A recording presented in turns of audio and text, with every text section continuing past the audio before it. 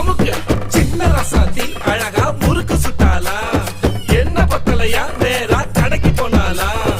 என்ன வாங்கினதும் கையில காசு பத்தலையா அவதான் என்னத்த செஞ்சா அவதான் என்னத்த செஞ்சா பட்டுனே முத்தத்தை வச்சா